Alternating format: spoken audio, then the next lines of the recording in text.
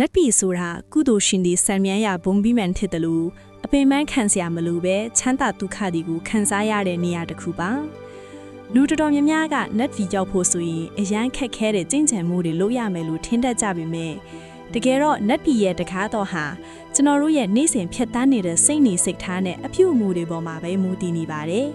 နတ်ပြည်ရောက်ကြောင်းပထမဆုံးနဲ့အခြေခံအကြဆုံးအချက်ကတော့ဟီရီနဲ့အော်တပလူခေါ်တဲ့လောကပါဠတရားနှစ်ပါးပဲဖြစ်ပါတယ်။ဟီရီဆိုတာကမကောင်းမှုလုပ်ရမှာကိုကိုယ်စိတ်ထဲကနေရှက်ကြောက်တာဖြစ်ပြီးအော်တပဆိုတာကတော့မကောင်းမှုရဲ့အကျိုးဆက်ကိုကြောက်လန့်တာပါ။ဒီတရားနှစ်ပါးကိုနတ်ပြည်ရဲ့အုံမြင့်လိုတောင်တင်စားကြပါတယ်။ဘာဖြစ်လို့လဲဆိုတော့တပားသူမသိရင်တောင်ကိုယ့်ဘာကိုသိနေတဲ့မကောင်းမှုတွေကိုရှောင်ကျဉ်ပြီးစင်ကြယ်တဲ့စိတ်ထားရှိသူဟာနတ်ပြည်နဲ့ထိုက်တန်သူဖြစ်လာလို့ပါပဲ။ဒါအပြင်နတ်ပြည်ကိုပို့ဆောင်ပေးမဲ့အဓိကလမ်းကြောင်းတစ်ခုကတော့ဒါနခေါ်ပေးကမ်းစွန့်ကြဲခြင်းကုသိုလ်ပဲဖြစ်ပါတယ်။ဒါပေမဲ့ဒါနဆိုတဲ့နေရာမှာငွေကြီးအမြောက်အများအကုန်အကျခံနိုင်မှနတ်ပြည်ရောက်တာမဟုတ်ပါဘူး။အဓိကကတော့စေတနာပါ။မိမိမှာရှိတဲ့အရာကိုတပားသူအတွက်စေတနာတန်တန်နဲ့မျှဝေပေးတာဟာနတ်ပြည်မှာနတ်ပြည်မှန်ပေါက်စေတဲ့အကြောင်းရင်းဖြစ်ပါတယ်။ဥပမာအားဖြင့်ဗုဒ္ဓဘာသာသမိုင်းကျောင်းမှာကြည့်မယ်ဆိုရင်စင်ရဲသားအလုသမားတယောက်ကသူစားမဲ့သမင်းထုတ်လေးကိုယဟန္တာတစ်ပါးကိုလှူဒန်းလိုက်တဲ့စေတနာကြောင့်နတ်ပြည်မှာတကိုးကြီးတဲ့နတ်မင်းဖြစ်သွားခဲ့တာမျိုးတွေရှိပါတယ်။နတ်ပြည်ရောက်စေတဲ့ဒါနမှာအချက်၃ချက်ပြည့်စုံဖို့လိုအပ်ပါတယ်။လှူပွဲပစ္စည်းဟာတရားသဖြင့်ရရှိထားတာဖြစ်ရမယ်။လှူဒန်းတဲ့အချိန်မှာစိတ်ကြည်လင်နေရမယ်။လှူပြီးတဲ့အခါမှာလည်းနောင်တမရပဲဝမ်းမြောက်နေရပါမယ်။အထူးသဖြင့်တန်ဃာတော်တွေကိုဆွမ်းလောင်းတာဖះเจ้าငံတွေမှာတန်ရှင်းရွတ်လုပ်တာလမ်းသွားလမ်းလာတွေအတွက်ရည်ချမ်းစင်ပြီးစောက်တာစတဲ့အများအကျိုးပြုလုပ်ငန်းတွေဟာနတ်ပြည်ရဲ့လမ်းညွန်အမတွေပါပဲနောက်ထပ်အရေးကြီးတဲ့အချက်တစ်ခုကတော့မိဘအပေါ်ထားရှိတဲ့စိတ်နေစိတ်ထားနဲ့ပြုစုဆောင်ရှောက်မှုပါမိဘကိုယိုတီကိုးကွယ်ပြီးလှုပ်ကြွေးပြုစုတဲ့သားသမီးဟာနတ်ပြည်ကိုရောက်ဖို့တေချာသလောက်ရှိပါတယ်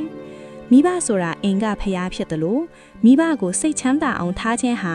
နတ်ပြည်ကနတ်မင်းကြီးတွေကတောင်ချီးမွမ်းရတဲ့ကုသိုလ်မျိုးဖြစ်ပါတယ်။ဒါကြောင့်နတ်ပြည်ကိုသွားခြင်းတယ်ဆိုရင်အဝေးကြီးမှာရှာနေစရာမလိုပဲကိုယ့်အိမ်မှာရှိတဲ့မိဘကိုရိုးရိုးသေးသေးပြုစုတာကနေစတင်နိုင်ပါတယ်။နတ်ပြည်ရောက်ကြောင်းကုသိုလ်တွေဟာတခါတလေမှအသီးဖွဲလေးတွေကနေစတင်တတ်ပါတယ်။လမ်းမှာရှိတဲ့စူးညော်ခလုတ်ကိုဖယ်ရှားပေးတာတရိษံလေးတွေကိုအစာကျွေးတာတပားသူစိတ်ဆင်းရဲနေချိန်မှာအားပေးစကားပြောပေးတာစတဲ့စေတနာလေးတွေဟာလည်းကုသိုလ်အထုပ်အပိုးတွေဖြစ်လာစေပါတယ်။နတ်ပြည်ဆိုတာတပားသူကိုမထိခိုက်စေပဲကိုယ့်ရဲ့စိတ်ထားကိုဖြူစင်အောင်ထားနိုင်သူတွေပြီးကန်းစွန့်ကြဲရမှာကိုဝမ်းမြောက်သူတွေအတွက်အမြဲတမ်းတကားဖွင့်ထားတဲ့နေရာတစ်ခုပဲဖြစ်ပါတယ်။အခုပြောခဲ့တဲ့အချက်တွေကတော့နတ်ပြည်သွားရလမ်းရဲ့အစအဦးအခြေခံကုသိုလ်တွေပဲဖြစ်ပါတယ်။အခုနတ်ပြည်ရဲ့အရေးချင်းစစ်စာမေးပွဲလိုတောင်တင်စားလို့ရတဲ့စီလအကြောင်းကိုပြောပြပေးသွားမှာဖြစ်ပါတယ်။ဒါနကနတ်ပြည်မှာစီးစိမ်ချမ်းသာကိုပေးတယ်ဆိုရင်စီလကနတ်ပြည်ကိုရောက်ဖို့အတွက်ခိုင်မာတဲ့အာမခံပေးတာပဲဖြစ်ပါတယ်။နတ်ပြည်ရောက်ကြောင်းကုသိုလ်ထဲမှာ၅ပါးစီလဟာအခြေခံအကြားဆုံးနဲ့အရေးကြီးဆုံးလမ်းပြမည်ပွန်ပါပဲ။သူတစ်ပါးအသက်ကိုမတတ်ပဲဘီးမေ့ပေးတာသူတစ်ပါးပစ္စည်းကိုခိုးယူခြင်းကနေရှောင်ကျဉ်တာကာမဂုဏ်ကိစ္စတွေမှာဖောက်ပြန်မှုမရှိဘူးလိန်ညာဖလောက်ဆိုခြင်းကိုရှောင်ကျဉ်တာမိယူစစ်တောက်စားခြင်းကိုကင်းစင်အောင်နေထိုင်တာတွေဟာလူရည်ဝတ်တယ်မကပါနတ်ပြည်ရဲ့ဝင်ဝတ်လက်မှတ်လဲဖြစ်ပါရဲ့စီလရှိတဲ့သူရဲ့ကိုယ်ရောင်ကွာဟာနတ်ပြည်ကနတ်မင်းတွေအထီတောင်လှမ်းမြင်နိုင်လောက်အောင်တောက်ပတယ်လို့ဆိုကြပါတယ်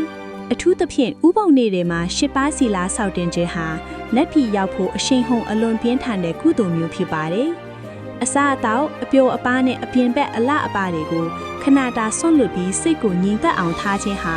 နတ်တွေကနေထိုင်ပုံစံနဲ့နီးစပ်သွားစေပါတယ်။ရှစ်ပါးစီလာကိုစနစ်တကျစောင့်ထိန်သူဟာတီလွင်တော့အခါနတ်ပြည်6ထပ်ထဲကမိမိနှစ်သက်ရာဘုံပြီးမှန်မှာစံမြန်းရဖို့အခွင့်အလမ်းပိုများပါတယ်။စီလာအပြင်နတ်ပြည်ကိုပို့ဆောင်ပေးတဲ့နောက်ထပ်အစွမ်းထက်တဲ့ကုသိုလ်တစ်ခုကတော့မေတ္တာပွားများခြင်းကုသိုလ်ပဲဖြစ်ပါတယ်။မိမိရဲ့ပတ်ဝန်းကျင်မှာရှိတဲ့လူသားတွေနဲ့တရိษံတွေနဲ့မြင်အပ်မမြင်အပ်တဲ့တတ္တမအားလုံးအပေါ်မှာရန်ညိုးမထားပဲအားလုံးအေးချမ်းပါစေဆိုတဲ့စိတ်ထားမျိုးဟာ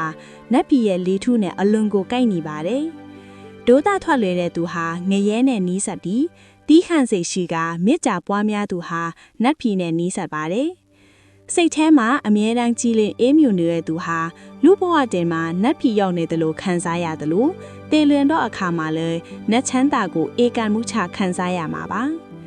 နောက်ထပ်စိတ်ဝင်စားစရာကောင်းတဲ့အချက်တစ်ခုကတော့ဝေယဝိကျအကုသိုလ်ပါ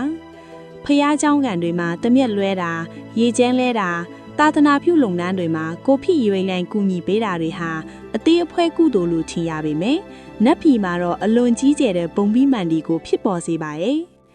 ဗုဒ္ဓဘာသာကျမ်းစာတွေထဲမှာဖျားเจ้าကန်တန်ရှင်းရလုပ်တဲ့ကုသိုလ်ကြောင့်နတ်ပြည်မှာအလွန်တောက်ပတဲ့ရွှေပြီးမှန်ကြီးတွေကိုပိုင်ဆိုင်ရတဲ့နတ်သမီးတွေအကြောင်းအများကြီးရှိပါတယ်မိမိကိုယ်တိုင်စီလာစောက်ထင်းချင်းယုံတယ်မက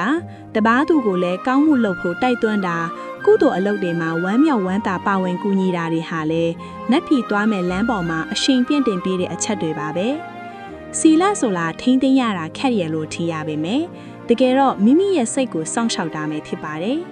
စိတ်ကိုစောင့်ရှောက်နိုင်သူဟာနတ်ပြည်ကိုအယောင်လှမ်းနိုင်သူဖြစ်ပါတယ်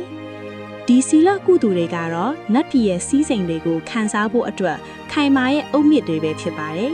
နတ်ပြည်သွားရလမ်းရဲ့နောက်ဆုံးနဲ့အမြင့်မြတ်ဆုံးအပိုင်းကတော့ဘာဝနာကုသိုလ်နဲ့စိတ်ကိုအစစ်မြင့်တင်ခြင်းဖြစ်ပါတယ်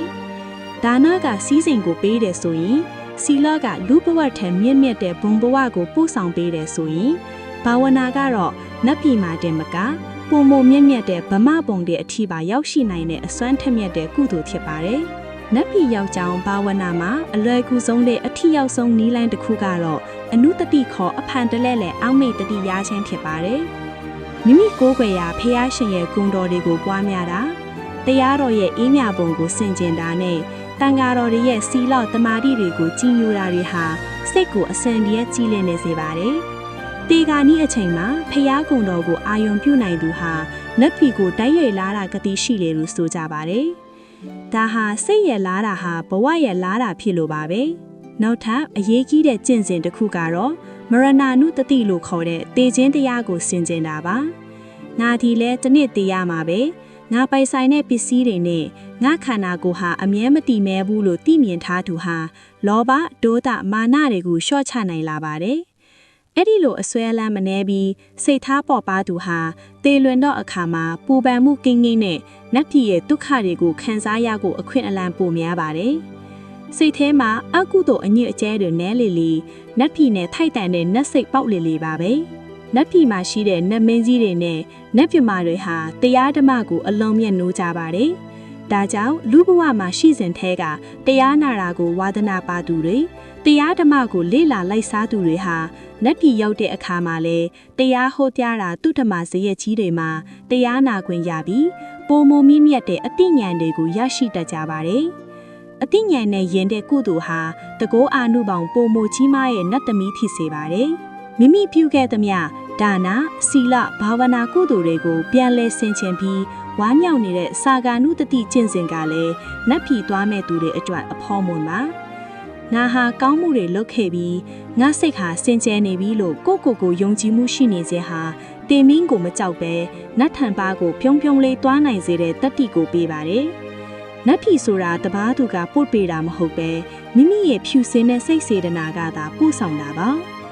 နတ်ပြည်သွားရလမ်းကိုအနစ်ချုပ်ရမင်းလက်တွေ့ကြတဲ့ဒါနာခိုင်မာတဲ့စီလာနဲ့တည်ငြိမ်တဲ့ဘာဝနာတို့ပဲဖြစ်ပါတယ်ဒီကုသိုလ်တွေကိုနေ့စဉ်ဘဝမှာအနှဲငယ်စီဖြစ်စေဆူဆောင်းသွားမယ်ဆိုရင်နတ်ပြည်ဆိုတာဝေးလံတဲ့အိမ်မက်တစ်ခုမဟုတ်တော့ပဲကျမတို့အားလုံးအရောက်လန်းလိုက်တဲ့ငြိမ်းချမ်းရာပုံပြီးမှန်တစ်ခုဖြစ်လာမှာပဲဖြစ်ပါတယ်ဒီ channel လေးကိုကြည့်ရှုပေးကြတဲ့တယောက်ချင်းစီစိတ်ကောင်းရှိသူတိုင်းကုသိုလ်မြတ်နိုးသူတိုင်းနှချမ်းသာကိုခံစားနိုင်ကြပါစေလို့ဆုတောင်းပေးလိုက်ပါတယ်ရှင်